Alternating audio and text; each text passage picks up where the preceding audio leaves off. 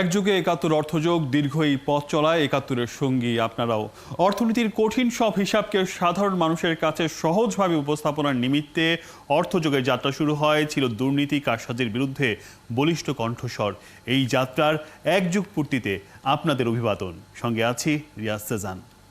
একাত্তরের জন্ম নেওয়া একটি দেশ যুগের সাথে এগিয়ে যাচ্ছে শত বাধা বিপত্তি পেরিয়ে। আর গেল এক যুগের বাংলাদেশের সাথী হয়েছে একাত্তর টেলিভিশন। যাত্রার প্রথম দিন থেকেই মানুষের জীবন জীবিকা আর অর্থনৈতিক সমৃদ্ধির লড়াই আর অর্জন তুলে ধরেছে একাত্তর অর্থযোগ। দুর্নীতিবাজ কারসাজিকারী ও মজুতদারদের বিরুদ্ধে বলিষ্ঠ কণ্ঠ ছিল অর্থযোগের। যুগ বদলে একাত্তরের অংশীদার অর্থযোগ পরিবার। কাজের গল্পটা দেখে নিচ্ছি প্রতিবেদনে।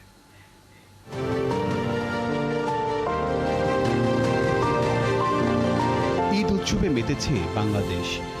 সাধ্যের কোরবানির পশুর মূল্য এখানে কোটি টাকাও ছাড়িয়েছে। কিন্তু দারিদ্র্যসীমার নিচে সেই সব মানুষ যারা মূল্যস্ফীতির চাপে পৃষ্ঠ, উৎসবের মাঝেও অর্থযোগ শুনিয়েছে তাদের কণ্ঠস্বর। গরিব মানুষের বাবা কোনো ঈদ নাই। জিনিস কিনতে পারলে গায়ে দিব না কিনতে পারলে গায়ে দিতে পারবো না। ঠিক মতো খেতে পারি না, আমাদের আবার কিসের ঈদ? এই প্রতিবেদনটি করার সময় সুবিধা বঞ্চিতদের এই প্রশ্নের মুখোমুখি হতে হয়েছে আমাদের বারবার। এক যুগের জনপ্রিয় এই টিভি অনুষ্ঠান অর্থনীতির কঠিন সব হিসাবকে সহজ করে সাধারণ মানুষের কাছে তুলে ধরছে। তবে এই পথ অতটাও সহজ ছিল না। এই তো সেদিন হাতে অস্ত্রধারী একদল চোরাকারবারি ভারত থেকে অবৈধভাবে চিনি আনছিল দেশে। প্রতিবেদকের জীবনের ঝুঁকি নিয়ে অর্থযোগ তুলে এনেছিল সেই খবরও। এখানে প্রকাশ্য দিবালোকে ভারত থেকে চিনি আসে। মনে আছে করোনাকালের কঠিন জীবনের কথা? নির্ময়ের মানুষের জীবন বিপন্ন তখন। জরুরি অবস্থা আর লকডাউনে চরমভাবে বিপর্যস্ত দিন আনা দিন খাওয়া মানুষ জীবনের ঝুঁকি নিয়ে সেদিনও তাদের দ্বারে গিয়েছিল অর্থযোগ। বিশ্ববাজারে রপ্তানি চ্যালেঞ্জ মোকাবিলায় খোলা রাখা হয়েছে দেশের পোশাক কারখানাগুলো। সঠিক খবরটা পৌঁছে দেয় আমার কাজ। তো সেখানে আমি যদি ভয় পেয়ে বাসায় বসে যাই করোনার ভয়ে, তাহলে আমি আমার দায়বদ্ধতা থেকে কাজটা আমি করতে পারি। কৃষকরা বলছেন করোনাকালে কৃষিতে নজর দিতে হবে, গুরুত্ব দিয়ে। কৃষক থেকে ভোক্তার কাছে কোনো পণ্য পৌঁছাতে মধ্যসত্ত্বভোগীরা হাতড়ে নেয় 60% অর্থ। সেই চক্রে আছে রাজনৈতিক নেতা, চাঁদাবাজ আর পুলিশি হয়রানিও। চাঁদায় কার অংশ কত, এর সমাধানই বাকি, সেই খবর করেছে একাত্তর। বাংলাদেশের প্রেক্ষাপটে মধ্যস্বত্বভোগীদের অস্বীকার করা সম্ভব নয়। তারপরেও তাদেরকে নিয়ন্ত্রণের কথা কি কখনো কেউ ভেবেছে? শুধুই সংকট, অর্থযোগ খুঁজেছে সমাধানের পথও। দেশের চলমান বিদ্যুৎ ও জ্বালানি সংকটের সমাধানের পথ দেখিয়েছে অর্থযোগ। সৌর বিদ্যুৎ উৎপাদনে যেহেতু প্রচুর পরিমাণ জমি লাগে, তাই সরকার সিদ্ধান্ত নিয়েছে শুধুমাত্র অকৃষি জমিতেই সৌর বিদ্যুৎ উৎপাদন করা যাবে। দেশ ছাড়িয়ে বিদেশ, আইএমএফের ঋণের পরিস্থিতি কিংবা বিশ্ব ব্যাংকের সাথে বাংলাদেশের অর্থনৈতিক সম্পর্কের সমীকরণের ভেতরে ঢুকেছে অর্থযোগ। আইএমএফ মনে করে বাংলাদেশে ডলারের বিপরীতে টাকার মানের বিষয়টি যদি বাজার দরের উপরে ছেড়ে দেওয়া হয়, তাহলে অনেকাংশে সমস্যা কাটবে। আর এভাবেই এক যুগে মানুষের কণ্ঠস্বর হয়েছে অর্থযোগ। দেশের অর্থনৈতিক সংকট বিশ্লেষণ আর সমাধান সূত্র নিয়ে যুগ বদলে একাত্তরের সঙ্গী থেকেছে অর্থযোগ। সামনের দিনগুলোতে মানুষের ভালোবাসা নিয়ে আমরা এগিয়ে যেতে চাই। আমরা আশা করব সাধারণ মানুষ আমাদের পাশে এভাবেই থাকবেন সব সময়। রিয়াজ সেজান, একাত্তর, ঢাকা। দর্শক, যুগ পূর্তির এই বিশেষ অর্থযোগে আজ আমাদের বিশেষ অতিথি অর্থযোগের সহকর্মীরাই, যাদের কর্মদক্ষতা পরিশ্রমে মানুষের কণ্ঠস্বর হয়ে উঠেছে অর্থযোগ। তাদের সাথেই আজ কথা বলবো।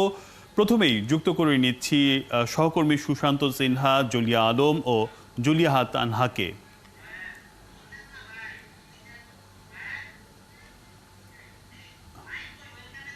জি, ধন্যবাদ আপনাদের সবাইকে এবং অর্থযোগের একযুগ পূর্তিতে সবাইকে অভিনন্দন জানাচ্ছি। প্রথমে সুশান্ত, আপনার কাছে আসতে চাই। একটু অর্থনীতির কঠিন সময় পার করছে বাংলাদেশ, বিশেষ করে ব্যাংক ও আর্থিক খাতের কথা আমরা জানি। এখনো পর্যন্ত যে বা যাদের নাম কাছে আসছে তারা সবাই ক্ষমতাধারী। এমন পরিস্থিতিতে কিভাবে মোকাবেলা করছে অর্থযোগ? সুশান্ত সিনহা। সেজান, যে প্রশ্নটি আপনি বলেছেন তার আগে একটু শুধু বলতে চাই, একাত্তরের এই 12 বছরের যে পথ চলা, এই গৌরবের পথ চলার আমি 2.5 বছরের সঙ্গী।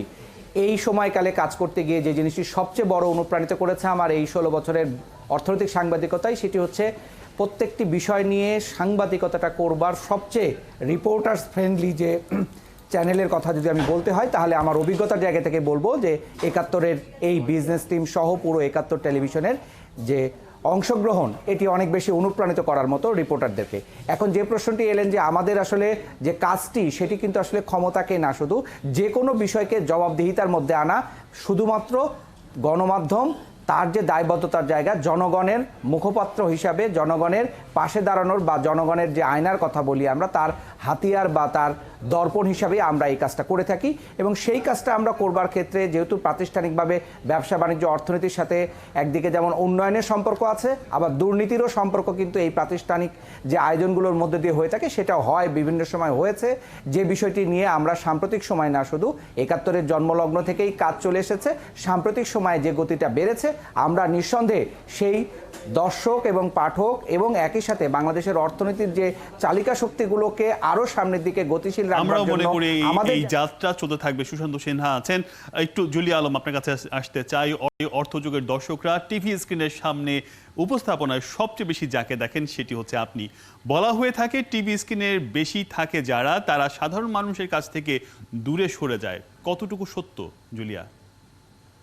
সেজান, শুরুতেই আপনাকে শুভেচ্ছা এবং আমার সাথে যারা এখন কানেক্টেড আছেন, আমার সহকর্মীরা, সবাইকে শুভেচ্ছা জানাচ্ছি।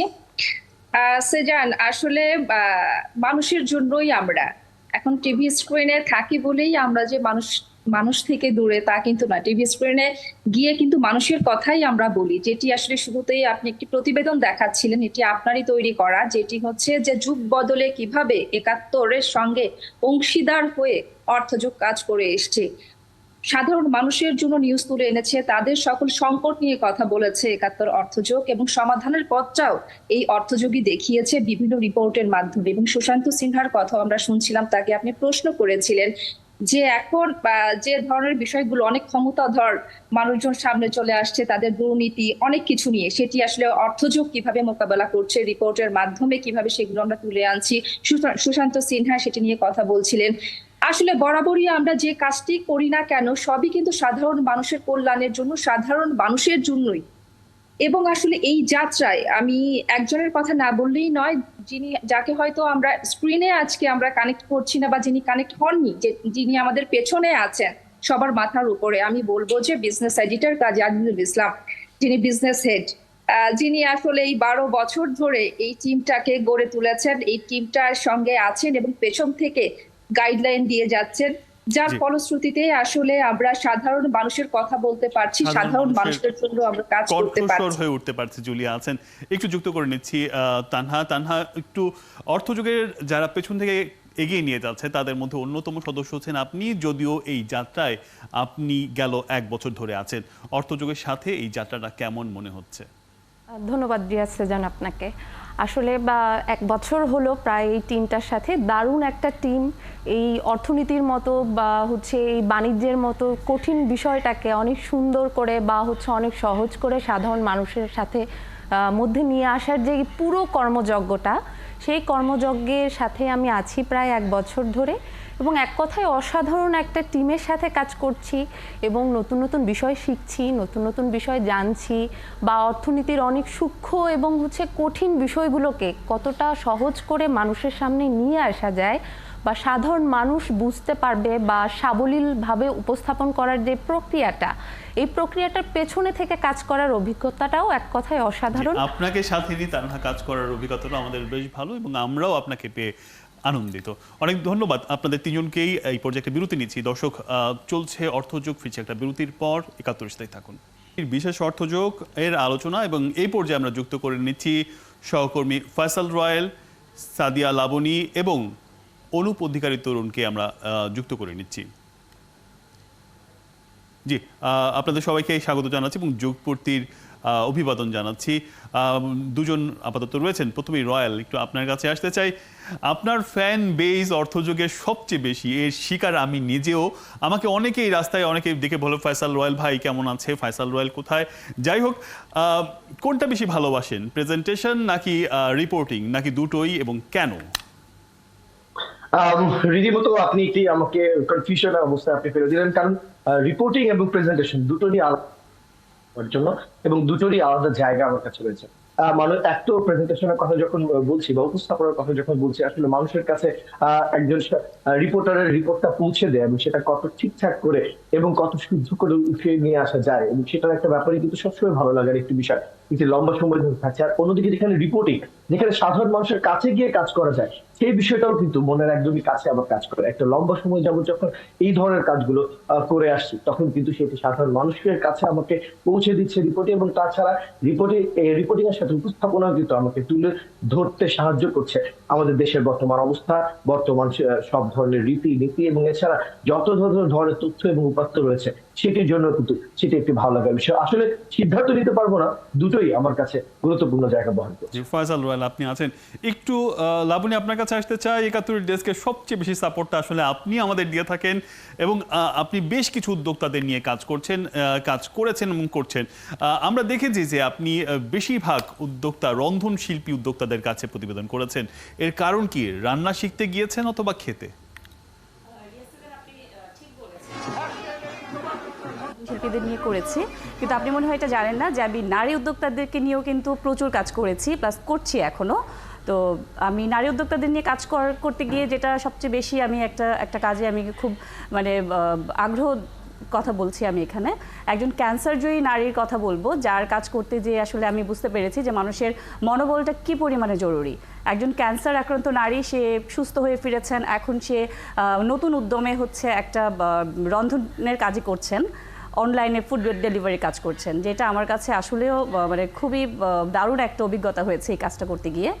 আর পাশাপাশি আরও অনেক নারীদেরকে নিয়েও আমি কাজ করছি, যেহেতু আমি ডেস্কেই বেশিরভাগ সময়টা কাটাই, তো যতটুকু সময় পাই এর ডেস্কের বাইরে ততটুকু চেষ্টা করি যে নারী উদ্যোক্তাদেরকে নিয়ে কাজ করতে, নারীদেরকে নিয়ে কাজ করতে। লাবণী, আমরাও প্রত্যাশা করি আপনি এই যাত্রা চালিয়ে যাবেন, এবং প্রচুর নারী উদ্যোক্তা যারা আসলে অনেক কষ্ট করে আসলে এই পথটা পাড়ি দিচ্ছে, তাদের সহায়ক হয়ে আপনি কাজ করবেন এবং তাদের কথা তুলে ধরবেন, এটি আসলে আমাদের প্রত্যাশা। রয়েল, আপনিও ছিলেন আমাদের সাথে, দুজনকে ধন্যবাদ। দর্শক, আরও একটা বিরতি নিচ্ছি, চলছে অর্থযোগ, ফিরছি কিছুক্ষণ পর। ৭১-এর সাথে থাকুন। বিশেষ অর্থযোগে আপনারা আছেন, এবং আমরা এই পর্যায়ে আলোচনার জন্য যুক্ত করে নিচ্ছি রাকিব হাসান এবং মুজাহিরুল হক রুমেন, এবং আমাদের সাথে যুক্ত হচ্ছেন তৃষ্ণা হোমরায়। রাকিব হাসান, আপনাদের সবাইকে যুগপূর্তির জন্য অভিবাদন জানাচ্ছি। এবং রাকিব হাসান, প্রথমে একটু আপনার কাছে আসতে চাই। মূলত আইসিটি ও টেলিকমিউনিকেশন বিট নিয়ে আপনি কাজ করছেন, এবং এটি একটি গুরুত্বপূর্ণ বিষয় এবং জটিল, যা সাধারণ মানুষের কাছে তুলে ধরাটাও কষ্টসাধ্য। সাধারণ মানুষের কাছে এই জটিল বিষয় কিভাবে সহজ করে প্রকাশ করছেন? ধন্যবাদ রিয়াজ সেজান, আপনাকেও শুভেচ্ছা জানাচ্ছি, এবং আমার যে সমস্ত কলিগরা, সহকর্মীরা এখন এই মুহূর্তে আমার সঙ্গে যুক্ত আছেন, প্রত্যেকেই শুভেচ্ছা জানাচ্ছি। এবং আজকে আবার 2012 সালে 21 জুনের কথা মনে পড়ছে, যেখানে আমি, আপনি এবং আমরা সবাই একসাথে যাত্রাটা শুরু করেছিলাম, এবং আজকে 1 যুগ পার করে ফেললাম আমরা। হ্যাঁ, আমি মূলত কাজ করি আইসিটি এবং টেলিকমিউনিকেশন খাত নিয়ে, এবং আমরা জানি যে এখানে কিছু কিছু টার্ম থাকে যেগুলো খুব অতিমাত্রায় মানে বেরসিক কিছু টার্ম। যেমন আমি বলতে পারি ইএমএফ রেডিয়েশন, আমাদের মোবাইল টাওয়ারের যে রেডিয়েশন। আমি যদি এখন বলি যে ইএমএফ রেডিয়েশন, অনেকে সেটা বুঝবে না। ইলেকট্রোমোটিভ ফোর্স বললেও অনেকের খুব একটা আগ্রহ থাকবে না, কিন্তু যখন এই রেডিয়েশনের কারণে আমাদের কল ড্রপ হবে এবং আমাদের যখন কথা বলতে বা শুনতে সমস্যা হবে, তখন ঠিকই আমরা খুবই চিন্তিত হয়ে উঠবো।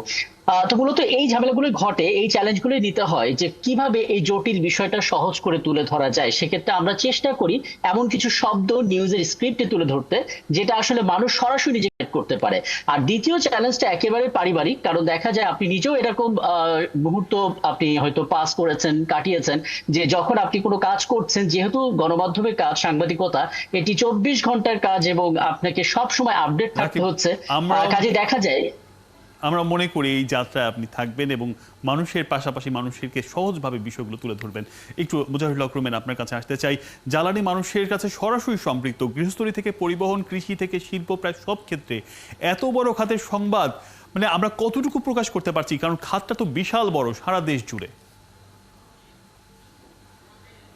দেখুন, খাতটা নিশ্চয়ই সারা দেশ জুড়ে, তবে বাংলাদেশের সাংবাদিকতা জায়গায় যদি বলি, বিশেষ করে আমি জ্বালানি সাংবাদিকতার ক্ষেত্রেই বলি, সেই ক্ষেত্রে আসলে আমাদের বিদ্যুৎ, গ্যাস, রিনিউয়েবল এনার্জি, আমাদের সবগুলো খাতেই প্রচুর কাজ হচ্ছে। এবং সরকারের যেভাবে অনেকগুলো উদ্যোগ আছে, বেসরকারি অনেকগুলো উদ্যোগ আছে, সেগুলোর কোথায় কি সংকট হচ্ছে, সেগুলোর কেন সঠিক ফলাফল আসে না, সেগুলো নিয়ে কিন্তু গণমাধ্যমে প্রচুর রিপোর্ট হয় এবং সেই জায়গা থেকে আমরা চেষ্টা করে যাচ্ছি যে অন্তত আমাদের দেশ যেন খুব দ্রুত অন্য কোনো আমদানি নির্ভর না হয়ে একটা জ্বালানি নিরাপত্তার মধ্য দিয়ে একটা স্বয়ংসম্পন্ন জায়গায় পৌঁছায়। আমাদের অর্থনীতি যেভাবে এগিয়ে যাবে সেই চালিকা শক্তিকে কন্টিনিউ রাখার জন্য যে জ্বালানি সরবরাহ দরকার, যে বিদ্যুৎ সরবরাহ দরকার, সেই প্রক্রিয়াগুলো যেন যথাযথভাবে হয়। সেই ক্ষেত্রে বিভিন্ন দেশ যারা যতটা তাদের সম্ভাবনাকে কাজে লাগাচ্ছে সেই রেফারেন্স সহই কিন্তু আসলে আমরা নানাভাবে কাজ করে যাচ্ছি। আশা করি এই তাল মিলানোর মধ্য দিয়ে আমরা আসলে আমাদের অর্থনীতি, আশা করি এই যাত্রায় আমরা এগিয়ে যাব এবং আমাদের যতটুকু সীমাবদ্ধতা সেটির ভিতরে সর্বোচ্চটা দেওয়ার চেষ্টা করব। রুমেন, আপনি আছেন আমাদের সাথে, একটু তৃষ্ণা হোমরা আপনার কাছে আসতে চাই। অর্থনৈতিক চ্যালেঞ্জের মধ্য দিয়ে যাচ্ছে আমরা জানি যে ব্যাংক সহ নানা খাত, এবং এই চ্যালেঞ্জ আগামীতে কিন্তু ৭১-এর সাথে আমরা অর্থযোগ মোকাবেলা করতে হচ্ছে। এই চ্যালেঞ্জগুলো আসলে কিভাবে মোকাবেলা করা যায়, চ্যালেঞ্জগুলো কোথায় কোথায় রয়েছে? হোমরা। ধন্যবাদ সেজান। অর্থনীতিতে এই মুহূর্তে যদি বলতে হয় তাহলে মূলত 3টি বড় চ্যালেঞ্জের কথা বলতে পারি। এর মধ্যে একটি হচ্ছে, প্রথম চ্যালেঞ্জ হচ্ছে বাড়তে থাকা মূল্যস্ফীতির লাগাম টানা। দ্বিতীয় চ্যালেঞ্জ হচ্ছে সরকারের দায় দেনা পরিশোধে যে পরিমাণ দায় দেনা হয়েছে সেটি পরিশোধ করতে গিয়ে অর্থনীতির গতি কিছুটা স্লথ হয়ে পড়েছে, ধীর হয়ে পড়েছে। সেটিকে কিভাবে আরও গতিশীল করা যায়, এছাড়া বিদেশি বিনিয়োগের যে খরা চলছে সেটি টানতে হলে আমাদেরকে কি করতে হবে। তো অর্থনীতিতে যেটা বলা হয়ে থাকে যে মূল্যস্ফীতিতে আমরা সবসময় শুনি যে সিন্ডিকেটের হাতে পড়েছে মূল্যস্ফীতির, সিন্ডিকেট ভাঙতে না পারলে মূল্যস্ফীতি আসলে নিয়ন্ত্রণ করা যাবে না। এই মূল্যস্ফীতির এই সিন্ডিকেট ভাঙতে আমরা কাজ করতে পারি। আমার মনে হয় যে আমরা এরই মধ্যে কাজ শুরু করেছি। আপনি নিজেও বেশ ভালো কিছু প্রতিবেদন করেছেন। আমরা মনে করি তৃষ্ণা হোমরা এই পথ আমরা পাড়ি দেব, বিশেষ করে এই চ্যালেঞ্জগুলো আমরা পাড়ি দেব। একটু আমাদের সাথে যুক্ত হয়েছেন অনুপ অধিকারী তরুণ, আপনাকে সবশেষ জানতে চাই আসলে আপনি যখন চোরাচালানের নিউজটি করেছেন সেখানে আসলে জানের রিস্ক ছিল, সেখানে হাতে পিস্তল ছিল, এমন অবস্থায় আপনি কিভাবে এই সংবাদটি সংগ্রহ করলেন, সেই অভিজ্ঞতাটি ছোট করে বলবেন। অসংখ্য ধন্যবাদ আমাকে সংযোগ করার জন্য, যুক্ত করার জন্য। আর সবচেয়ে বেশি কৃতজ্ঞতা ৭১ কর্তৃপক্ষের প্রতি। বিশেষ করে 9 বছর ধরে আমি এখানে কাজ করছি, আজকে 12 বছর পূর্তি হলো, 13 বছরে পা দিল। চিনি চোরাচালানের স্টোরি আমি করতে সিলেটে যাই, 4 বারে প্রায় 1 মাস সেখানে ছিলাম, এবং আমরা দেখলাম যে চিনি চোরাচালানের সঙ্গে চোরা কারবারিদের পাশাপাশি আইন শৃঙ্খলা রক্ষাকারী বাহিনীর যারা সদস্য তারা এখানে জড়িত। বিশেষ করে র্যাব, বিজিবি, সরকারি দলের সংসদ সদস্য থেকে শুরু করে সরকারি দলের ছাত্রলীগ, বিশেষ করে যুবলীগের নেতাকর্মীরা এখানে জড়িত। আর চিনি চোরাচালানের স্টোরি করতে যে আমাদের যেটা হলো যে যারা চিনি চোরাচালান করে তারা আসলে যারা এই ধরনের নিউজ করতে যায় তাদেরকে শারীরিকভাবে আঘাত করে, গুলি করে, পাহাড় থেকে ফেলে দেয়। অনেক প্রতিকূলতার মধ্য দিয়ে আসলে আমরা কাজ করেছি। তবে কৃতজ্ঞতা যে ৭১ কর্তৃপক্ষ আমাদের সার্বিকভাবে সমর্থন দিয়ে গেছে। এই কৃতজ্ঞতা আসলে আমাদেরও প্রতি মুহূর্তে আমাদের আসলে তরুণ ঝুঁকি নিয়ে কাজ করতে হচ্ছে, এবং আজকে এই যুগপূর্তিতে আসলে আমাদের এই যাত্রাটা এগিয়ে যাক। আপনাদের সবাইকে অনেক ধন্যবাদ। দর্শক, চলছে অর্থযোগ এবং এই ছিল আজকের মতো অর্থযোগ। ৭১-এর যুগপূর্তিতে থাকুন ৭১-এর সাথেই।